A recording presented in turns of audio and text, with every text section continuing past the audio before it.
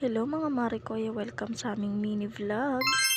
Pasensya na kung ganito nga kahina yung boses ko. Natutulog na kasi si Baby Elise kaya mahina na yung boses ko. For today's video nga ay nakapaglinis na nga ako ng katawan. At pagkatapos ko naman maglinis ng katawan, eto nga at magva-vacuum nga ako dito sa taas. Hiniram ko nga pala yung vacuum ng biyanan ko. Paano ba naman kasi hindi nga kaya ng walis-walis lang. Napakadami pa ring alikabok. Kaya eto for the vacuum nga ang first one kahit gabi na. Bago nga kami matulog ay vinacuum ko muna itong aming higaan para matanggal nga yung mga alikabok-alikabok. Pagkatapos ko naman nga mag-vacuum, ito namang si Baby Elise ang lilinisan ko. Buti na nga lang wala nga siyang katopak-topak ng mga oras na to. At ito nga pala yung aking outfit for today's video. O diba, sexy yarn. Huy, sino ka dyan? Habang nanonood nga siya sa tablet niya, ito nga at lilinisan ko na siya. Buti na nga lang hindi ako nahirapang linisan siya ngayon. Maganda nga ang mood niya kaya ito at susulitin na nga ng mari nyo.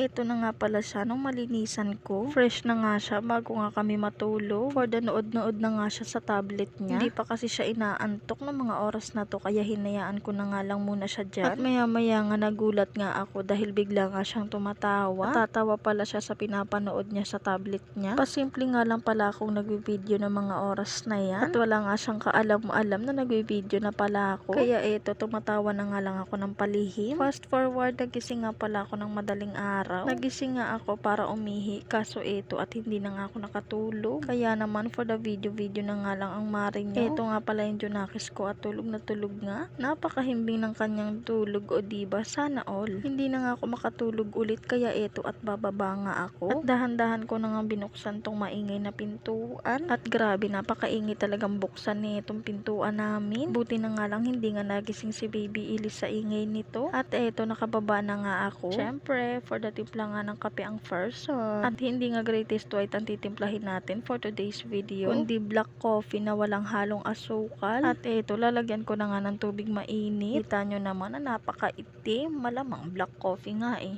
Huy.